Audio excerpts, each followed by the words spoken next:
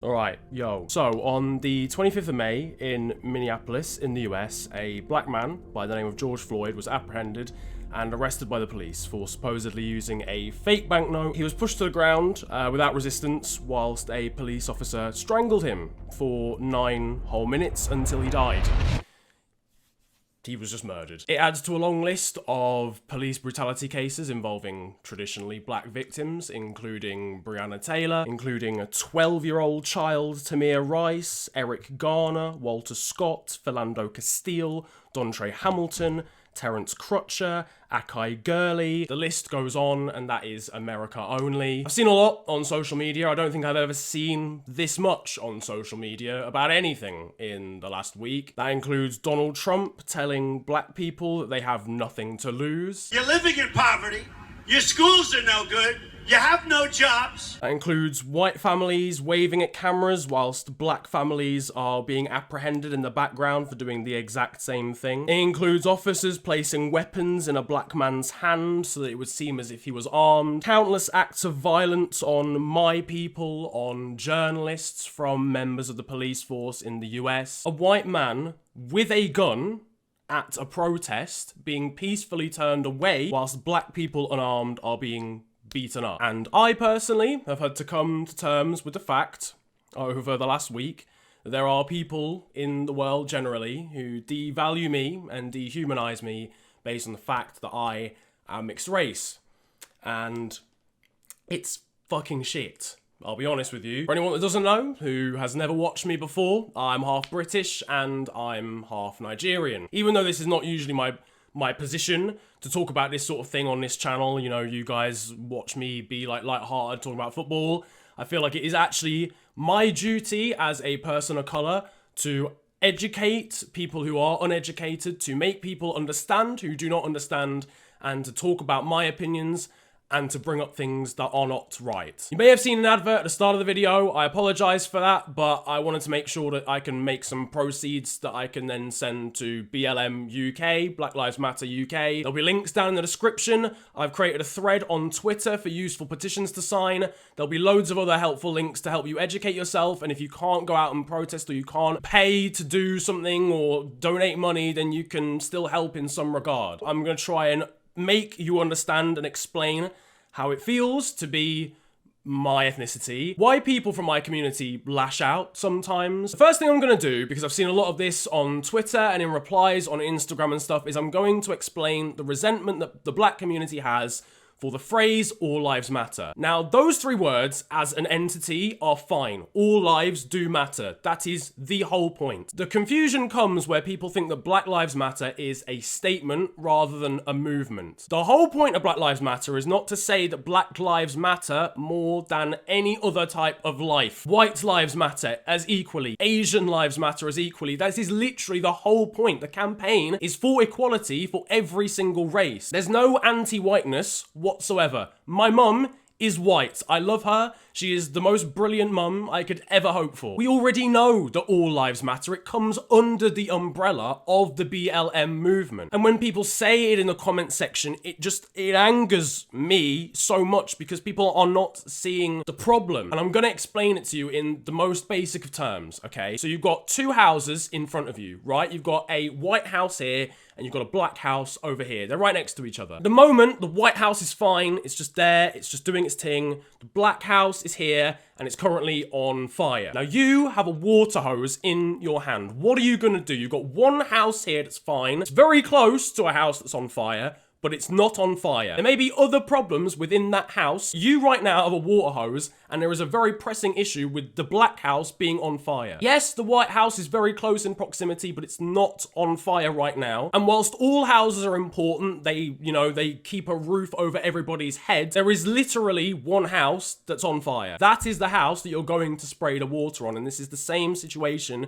It works in the same way. The black community feels like it is endangered. The black community feels like when it gets gets pulled over by a police officer, it is in more danger than its white counterpart. And that is completely backed up by the cases that I mentioned at the start of the video, like a 12-year-old being shot and killed because he has a plastic gun in his hand. Now, not only is that a reason why All Lives Matter causes frustration within our community, you have to understand that that comes across as a way to undermine what we are trying to do by saying that Black Lives Matter, you're trying to make it a contest and say that no, white lives matter as well. We know that. That's the whole point. We get that. We're just saying that right now, Black lives need assistance. Furthermore, All Lives Matter is only used when it's convenient, and that is the cold, hard truth, and I'm sorry to have to tell you that, but it's not All Lives Matter when Syrian refugees need somewhere to stay and are trying to get into the UK. It's not All Lives Matter when Muslim women are being ridiculed for wearing burqas. It's not All Lives Matter when black people want equality in society. So why is it All Lives Matter suddenly when you feel like you need to be defensive? I'm not gonna sit here and say, like some people, that I get abused on a daily basis, or I'm walking down the street and someone shouts the N-word at me. I would say it, but I think YouTube would take the video down. Obvious racism, I genuinely think, is not as strong an issue as it is in the US. There is an overall racism issue here, and you cannot hide from it, but I'm not gonna pretend that I'm constantly racially abused when I walk out of my flat. However, what I will say is that when I was growing up, when I was young, I was experiencing racial stereotypes during the course of my entire education. And I get it. Everybody at school gets some kind of ripping into. It's just the way kids work. They're always savage with each other. Ginger kids would get a rap because they're ginger. That's fine. They'd be told they can't tan or their hair looks clapped or something. I don't know. But when you compare it to the racial stereotypes that people of color encounter during their education, oh, you're gonna steal my bike. You're gonna steal this. You're gonna stab someone. It's profusely negative. I didn't understand this as a child. I would go along with it. I would even encourage it as when I was young because I didn't understand the connotations of what it meant in actual adult life. And I have no resentment for the people that used to give out those stereotypes when I was young. Again, as I said, I would encourage them at the time because I was young and stupid. Now, I mentioned one stereotype, which was stabbings, and it's just attributed to the POC community, generally speaking. Now, I'm not gonna sit here and be unrealistic, okay? The black community, the POC community is not angelic. There is a lot of black on black crime. The trans rights of black people is prehistoric, and the beliefs of black people in that regard are prehistoric, and that is not correct, but no community is angelic. Things like that go for other communities as well. And people always compare. As soon as someone talks about police brutality, it's, oh, well, you black people, you stab each other as well. It doesn't matter. The way I see it, and this is just my opinion, you may have a different opinion, but the black on black crime or gang wars or whatever are solely postcode related. It's like weaponized football derbies, but on steroids. Like, it's not like racism, which is just the dehumanization of someone based on their skin color. That is completely different to a black person killing another black person. And yes, it's an issue that we need to solve as a community, but that doesn't negate the fact that they are racially stereotyped and racially profiled on a daily basis. And let's detach ourselves from London for a second, you know, the knife crime capital of the UK. There's like a level down in terms of knife crime statistics per 100,000 people within the population below London. Places like Manchester come under it, Nottinghamshire come under it, but also Bedfordshire, where there's a population of 0.8% of black African people in comparison to 4% of the overall population. So why is there a mysteriously high level of stabbings occurring in Bedfordshire where there's almost no black people? It's the same in Leicestershire, where only one ward within the entire county has more black people than 3% in it. Everywhere else in Leicestershire has less than the average population in the country, yet it's the level just below London. The same goes for Glasgow in Scotland, where there is a minuscule amount of black people living in that city overall. And I can come here with as many stats as I like, or as much evidence as I like, but ultimately people who aren't qualified to tell me what I should be offended by and what I shouldn't be offended by are going to tell me what I should and shouldn't be offended by. I have absolutely no problem at all. This whole perception that black people are anti-white is so misguided. I don't want to be in a situation where I go to a protest and it's just black people there. I want to know that white people care about me as well. I want to know that white people speak up for me. Like, if there are people out there who aren't black, who will never understand how I feel, don't feel like you can't speak about it or hold your peers accountable or call out your parents. You can say things like that. You can do stuff like that. I just don't want to be told what I should and shouldn't be offended by, or how I should react to things that only matter to me and not the person who's telling me about it. Ultimately, I can use personal experience. I get searched at every single airport I ever go to. I have an example where I went to Leeds Festival in 2016 with only a white group of friends. I was searched at that festival 6 times. Only one other person out of my 8-person group was searched, and they were searched 1 time. When I go abroad, this is mental, and you won't, it's not your fault that you don't understand this. And I understand that, that's why I'm trying to educate. But I have to educate myself about where I go on holiday. And that's not a UK problem, that's just a global problem. But if I was to go to the US, for example, I would need to make sure that I don't go to certain places in the United States. I would need to make sure that I don't go to certain places in Eastern Europe. And I'm not saying that those places are 100% racist, but there are people, and there's a lot of people in those places that are. I've been to Hungary before, and I've been told, or I've heard someone say whilst I was in their presence, in terms of a local, that they don't respect black people. I've been told by a friend who was in Hungary, who then came to meet us, that a group of Hungarian football fans tried to get him to chant about sending black people home.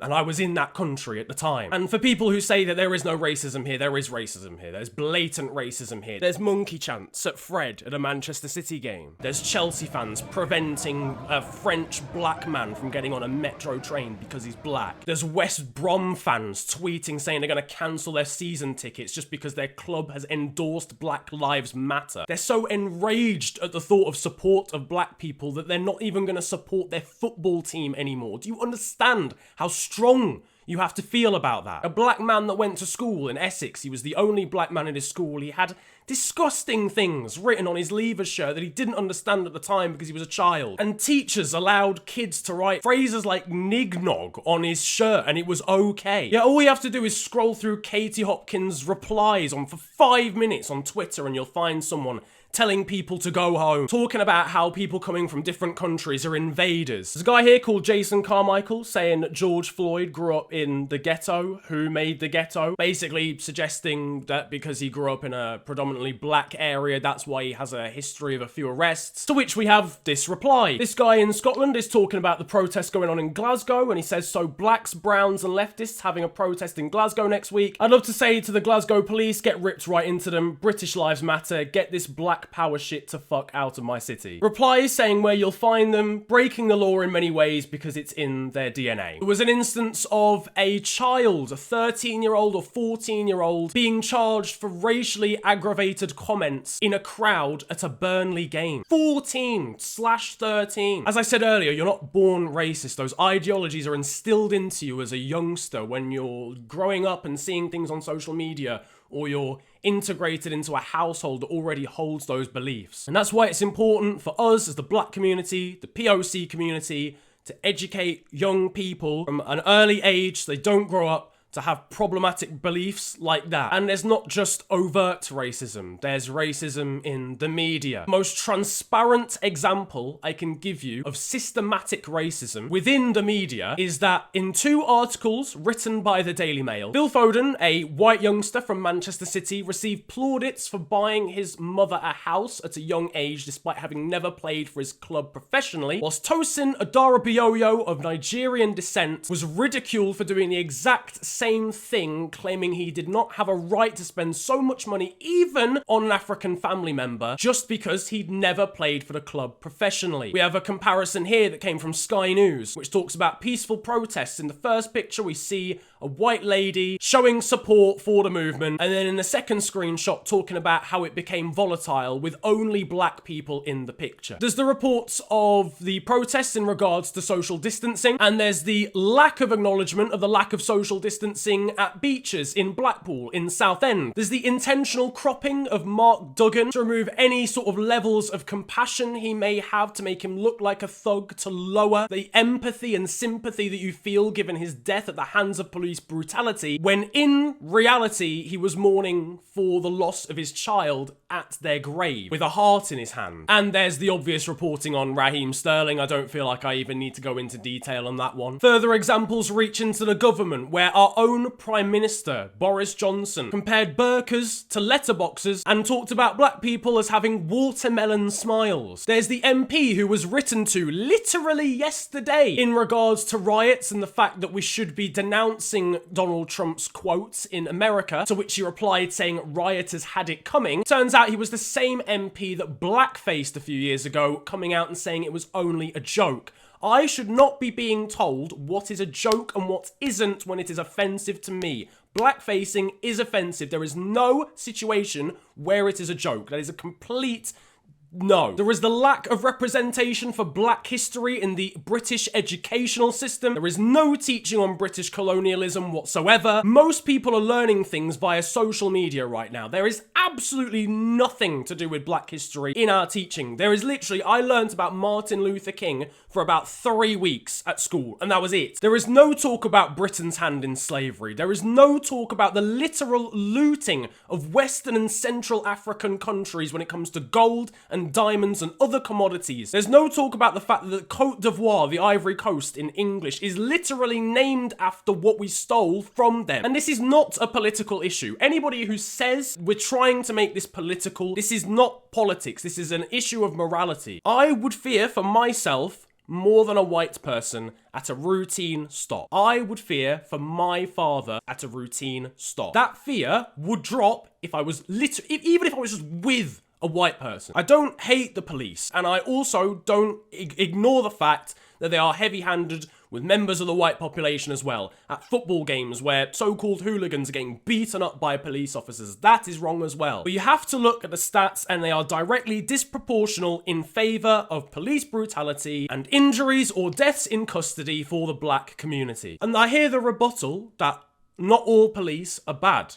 No police should be bad. It's their job to protect and serve the people. There aren't pilots who are sometimes good at their job and sometimes don't land the plane. Every police officer should have every single person within the country in their best interest and look out to serve them and protect them. I've seen a lot of people saying that there shouldn't be protests in the UK. This is not a geographical issue. Racism exists everywhere in different doses, in varying amounts. I've already shown that it's a global issue. I've already shown in this video that it's an issue in the UK, even amongst higher-ups, not just the general public. Therefore, I will stand when given the opportunity for what is right and what I believe in and what matters to me. I will not be told that I shouldn't be protesting just because the catalyst of this happened in the US. People are talking about social distancing and the lack thereof when it comes to the protests. And I hear that. And when I go to a protest this weekend, I will ensure that I'll take every single step to make sure that I am keeping myself safe and the people around me safe.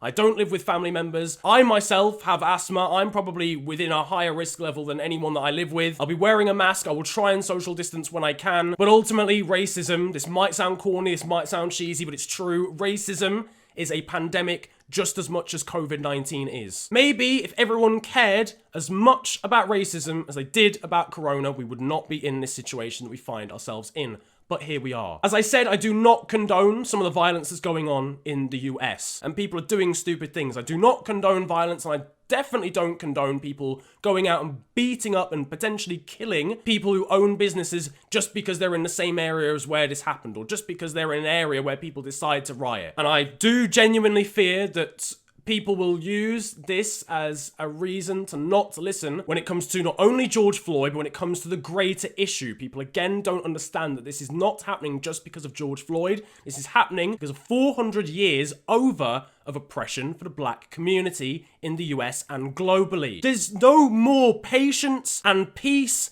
and compassion and waiting that the black community can do. We've tried the peaceful approach before. We saw it with Colin Kaepernick in the NFL. He took the knee. He kneeled during the national anthem. There was no rioting. There was no fighting. There was no violence. And what happened then? Colin Kaepernick was ostracized from the NFL community, released by his club. The NFL took a song out of the game that referenced him. The vice president made a political statement to walk out of an NFL game. The the vice president, may I remind you, just because people kneeled during the national anthem. There was outrage, there was outcry from peace.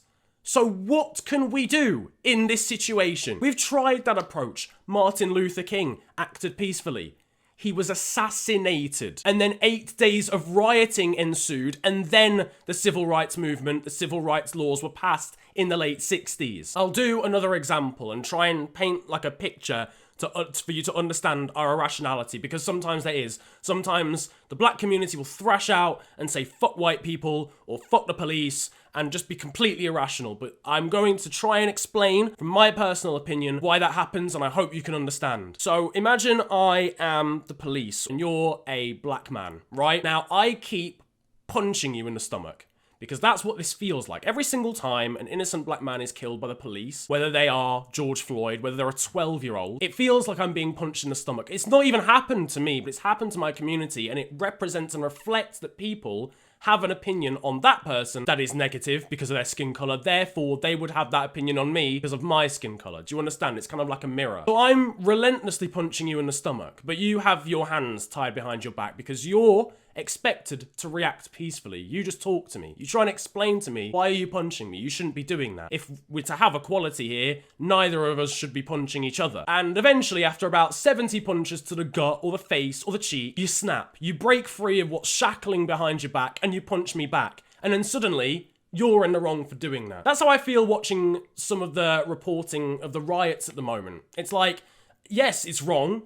And ultimately, we shouldn't have to be obliterating businesses and smashing windows to be heard. But that's the situation at hand. I have never seen a situation like this in my 22 years of life. I haven't seen this issue be raised so much and get so much publicity as it has now. And then suddenly, when that violence that was originally caused by the police in this environment is reacted to with violence, suddenly that's wrong. Both are wrong, but it's hypocritical to expect us to reply with peace every single time something violent happens to us. All I want from this video is for people who are kind of on the fence or weren't educated to understand how I feel and to understand how people like me feel. I hope you can go away and do some education of yourselves, given the school system isn't going to do it for you as it stands. I don't have all the answers, but there will be links down in the description below for ways to educate yourself. I need to educate myself further. I'm still young. You know, I kind of need to, I understand that there's not, I can't tell you everything. I still need to learn stuff too. Call out your friends when they're racist. Call out your family when they're racist, and be progressive. That's all I can ask from you. And if even just a few people have changed their mindset from one that is negative of me or negative of my people to one that is positive, then I hope that that is something. And that's it. Bless up, man.